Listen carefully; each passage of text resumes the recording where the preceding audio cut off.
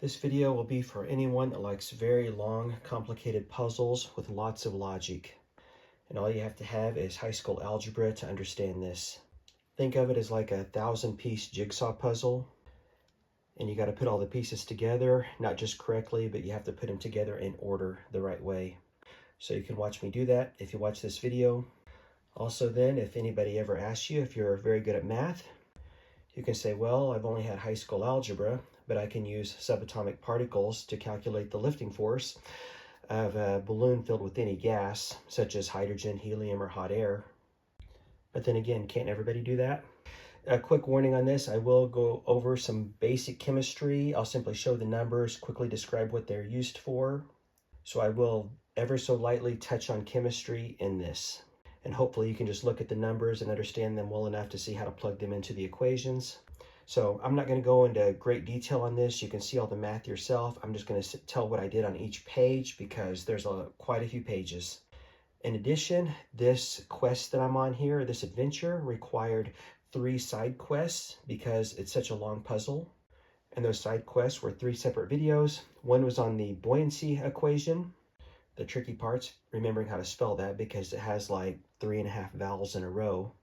Another video I did was on converting volumes such as cubic meters to liters. And another video I did was calculating the average density of air. And those all only required high school algebra to follow along. So if you ever feel like rising to the occasion to see those videos and learn this stuff, feel free to do so. Okay, I'm just going to tell what I did on each page. You can just follow along. It's just basic algebra. So if you want to calculate the lifting force, like say they did on Mythbusters when they put a kid in a chair with a bunch of balloons. There's also a story about a guy that did that back in the 80s, and he carried a BB gun or pellet gun so he could just shoot the balloons. When he wanted to come down, he just tied a bunch of balloons to a lawn chair that was real lightweight. Those cases used helium back in the late 70s. I think it was 79. There were a couple of families that crossed the wall over from East Germany over to West Germany, so they had to understand some of this math to build their own hot air balloon. That movie was called Night Crossing. I saw it when I was a kid. I think it was good. I don't remember.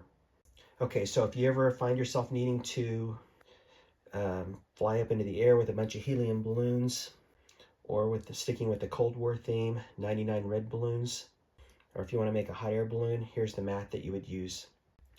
Okay, first off, to get some of this information, first off, you can just look up the lifting force of individual gases, your hydrogen, which is H2, helium, or hot air, and get the lifting force directly. Then you'll know how many kilograms it can lift. You'll know how many kilograms you are, or pounds, or whatever. If you want to do some more math, you can actually look up the density of these molecules right here, or these atoms, hydrogen, helium, or hot air, and use this density equation, volume times the difference in densities. You got your density inside of or density outside of your balloon minus the density inside your balloon times the gravitational constant, 9.8 meters per second squared. That'll give you a lifting force. And if you want to really be ambitious, you can actually use the atomic masses or the nucleons of these elements right here.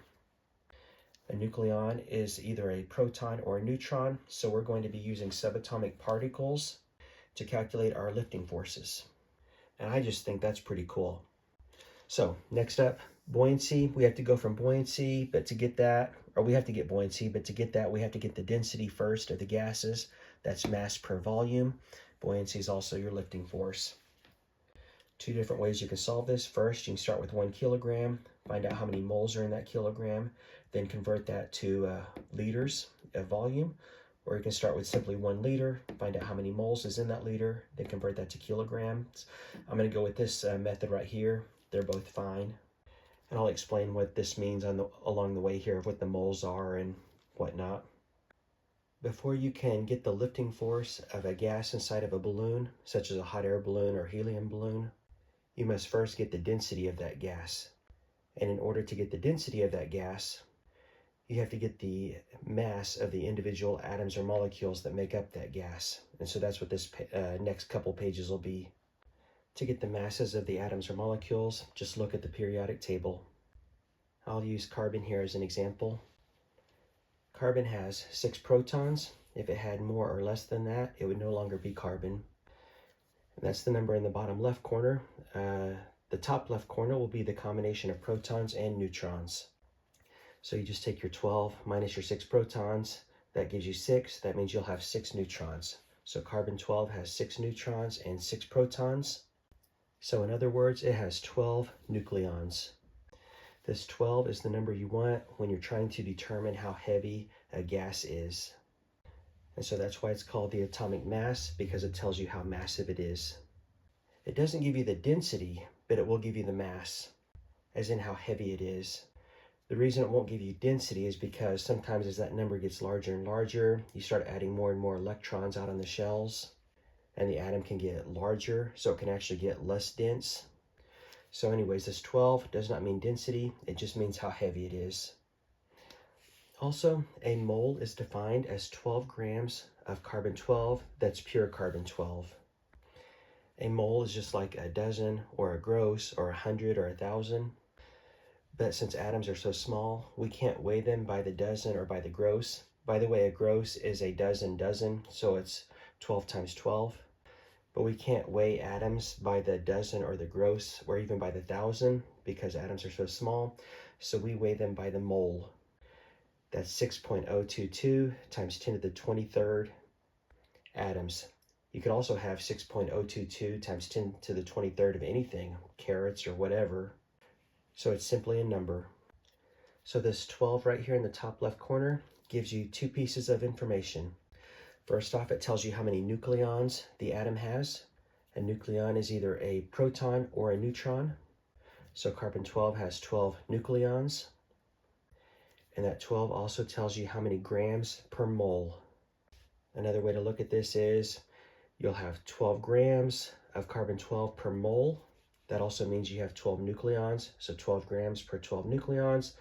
That's 1 gram per nucleon, or you could say 1 nucleon per gram in a mole. So if you look at this number up here, for example, and say it is 14, then you'll know it has 14 nucleons, and it is 14 grams in a mole. Right here, the way the periodic table will give these elements is they'll give an average for an atomic mass. And by the way, remember the number 6 here is the atomic number. It means carbon has 6 protons. The atomic mass is the 12. This is 12.011 because most of the carbon that you'll come across is carbon 12. But there's some other carbon isotopes as well that have, I don't even remember, 13 or 14 for an atomic mass. So this 12.011 is just an average. So again, this number gives you, this is called the atomic mass. It'll tell you the number of nucleons. If it's a decimal, that means it's the number of nucleons on average. And it also tells you the grams per mole. And we will use this information to determine the density and lifting force of our gas. I'll use this page here for an example. Air is about 80% nitrogen, about 20% oxygen. Notice the nitrogen has 7 protons, oxygen has 8 protons. Notice their atomic masses that tell how heavy they are. Notice that they are decimals, which means they're going to be averages.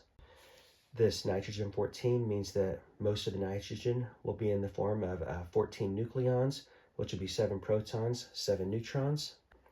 But as you can tell by the decimal here, there's going to be some nitrogens that'll have extra neutrons that will change that average. Also remember, nitrogen and oxygen are both diatomic molecules, which means they don't exist in nature by themselves. So nitrogen floating around in the air that we breathe is actually N2, nitrogen 2, so you simply double its atomic mass. So that 14.007 becomes 28.014 grams per mole. Do the same thing with oxygen here, and these numbers right here, this 28 for nitrogen and that 31.998 for oxygen.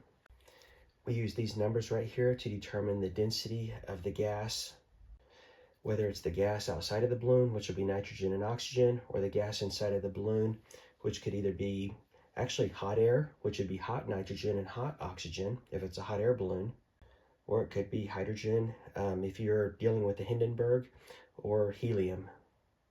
Something interesting to be aware of here if we're dealing with hydrogen or helium, notice helium is actually 4 times heavier. Helium 4 compared to hydrogen 1. But when you look at the densities on the internet, you'll notice that helium is actually only twice as dense. Even though it's 4 times heavier, it's only twice as dense. And the reason is because hydrogen does not exist by itself. It is like oxygen or nitrogen. It binds with another hydrogen. So it floats around as H2, which means you actually have to double its atomic mass if you're going to find it in nature. And so this is what I just said here. Helium is 4 times heavier than hydrogen, but it's only 2 times as dense. And again, that's because hydrogen floats around bound to another hydrogen, making it twice as heavy. Ideal gas law right here. If you ever forget it, just Google it. Ideal gas law. Pressure times volume equals number of moles times R times temperature in Kelvin. R equals PV over NT. Make sure when you look up your R value, it has these units right here, atmosphere liter, moles Kelvin, because this equals that. The R that we want is 0.08205, and again, just look up that number if you want to. And first thing we want to do is if we have 1 liter, we want to find out how many moles of gas are in that 1 liter. So you simply rearrange your equation so that you have, let's see, pressure times volume divided by R divided by temperature in Kelvin. And that's right here. Notice that these units will cancel out right here with everything else, except you'll just be left with moles. So what this gives us is 0.044619 moles per liter. And this is of any gas. So if you have any gas floating around, that's how many moles per liter you'll have at STP, standard temperature and pressure, which is 0 degrees Celsius and 1 atmosphere of pressure. By the way, I'm carrying out my decimal points to a ridiculous number, so if I get any numbers that are different than what I find on the internet, then I'll know it's not due to a rounding error on my part. And on this page, I don't really need to show this again because I just showed it, just the hydrogen with its atomic mass and helium with its atomic mass. These densities right here are in grams per cubic centimeter. I just got those off the internet, but I'll also show how to calculate those on your own if you want. Next up, we look at the atomic masses of nitrogen and oxygen as well, because these are the gases in which we'll be floating our balloons. Nitrogen and oxygen don't exist by themselves. They exist as diatomic molecules. So you have N2, just double your atomic mass, and O2, just double your atomic mass to get that, and that'll be in grams per mole. Here's the percentages of air that I got off the internet. So nitrogen, oxygen, argon, carbon dioxide. I'm going to use these to calculate the densities. Next up, from that PV equals nRT equation, the ideal gas law, I got 0.0446 moles per liter, and that's of any gas. Let's convert that to cubic meters instead of liters. So we got 1 cubic meter, then 0.001 cubic meter equals a liter. You can see my video on how I did those conversions between cubic meters and liters if you want. 1 liter equals this many moles. The cubic meters cancel, the liters cancel. We're left with moles right here, but this will be moles per cubic meter. So for every cubic meter of any gas, we'll have 44.619 moles. And that is at STP, which is standard temperature pressure, 0 degrees Celsius, and the pressure is 1 atmosphere. And next page. The 44.619 moles per cubic meter is what I just got from the last page. So this means if you have any gas floating around at STP, you will have 44.619 moles of either atoms or molecules floating around per cubic meter. This is where we use our atomic mass of H2 of hydrogen because it floats around as a diatomic molecule. 1 mole will give you 2.016 grams. Simply multiply, mole divided by mole cancels. You're left with grams per cubic meter, and that gives you 89.95 grams per cubic meter. And I did the same thing with helium here, except helium floats around by itself, so it's just 4.0026 grams per mole for its atomic mass. And you get this density right here, so 178.59 grams per cubic meter. And these numbers, for helium, it's identical to what I got off the internet. With hydrogen, it's pretty close. So I'll show what I got here off the interweb. For hydrogen, 8.9 times 10 to the negative 5th grams per cubic centimeter. Just multiply that by 1,000, you get 89 grams per cubic meter. So the internet gave 89 grams per cubic meter. I got basically 90 when you round that up, 90 grams per cubic meter. So almost identical, but I found out when I do my calculations, sometimes more often than not, I get a little bit different number compared to what's on the internet. So they're using a little bit different numbers for some reason or another. Also, I just realized when I looked at helium here, they gave 1.785 times 10 to the negative fourth grams per cubic centimeters. Anyways, multiply that by 1,000, you get 178.59. So the only difference is that 9 I got right there would actually round the 5 up to a 6. So I got technically 178.6. They got 178.5. So pretty similar. I just realized also I'm carrying out my decimal points to a ridiculous number.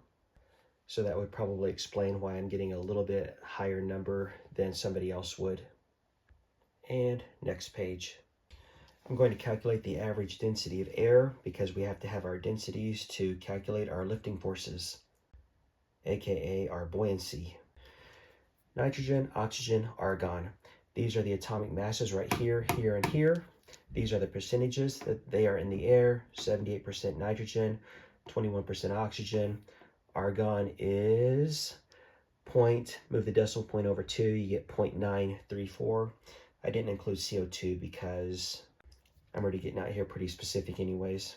So what I do is multiply the atomic mass that you saw in the periodic table on the top left, wherever you saw that nitrogen. Remember, you have to double it because we're dealing with N2 and O2. We're not doubling argon. It's a noble gas. So it's happy floating around by itself. See my other video if you want to see the proof of this equation. I made it real simple. We get this, this, and this. Now we'll get the average atomic mass of air. We can pretend that the air we're breathing is simply one molecule that has this atomic mass, 28.94 grams per mole. So if we're just dealing with one atomic mass instead of 3, makes it simpler. So now that we know how many grams per mole we have, let's look back at that original number I got of the ideal gas law. If you have 1 liter of gas, you'll have this many moles of molecules floating around in it. So that many moles from that we got earlier, 1 mole per gram, mole divided by mole cancels out. We're left with just grams, which will be 1.2937 grams per liter. That is the density of the air that we breathe at STP. To convert from grams to liters to kilograms per cubic meters, it's actually the same number because you have to multiply both by 1,000, the numerator and the denominator. See my video on the proof of that if you like. So we end up with 1.2937 kilograms per cubic meter. Google gave 1.293 right there. So if you've been following along with the TV show here so far, that means you have been able to use subatomic particles to calculate the density of air that we breathe and get an accuracy that is down to 1,000th of a decimal point that you would get off of the internet. And that's pretty cool for just using some high school algebra and a touch of introductory chemistry. And by the way, these equations are just plug and chug. You just plug in the numbers and chug away. Okay, so next up, hot air balloon. Google said average temperatures between 100 degrees and 120 degrees Celsius on the inside. Let's give it 110 for an average. You have to convert that Celsius to Kelvin for our equation of ideal gas law, PV equals nRT. Use the same math I did earlier. You'll get the number of moles as 0.03181 moles per liter at 110 C. Next up, use the number of moles we got from the ideal gas law. 1 mole divided by 1 mole cancels. Use our average atomic mass from the air that we breathe right there, 28.94. We get 0.9206 grams per liter, which converts to the same thing as kilograms per cubic meter. 0.9206 kilograms per cubic meter at 110 degrees Celsius. So this is the density of hot air at 110 degrees Celsius. We've now calculated the density of ambient air at 0 degrees Celsius and the density of hot air in a hot air balloon. By the way, you don't have to use 0 degrees Celsius. I just did that so my numbers would be similar to what I would get off the internet if I wanted to double check my work. You could use 20 degrees Celsius and just plug in a different value for your PV equals nRT equation.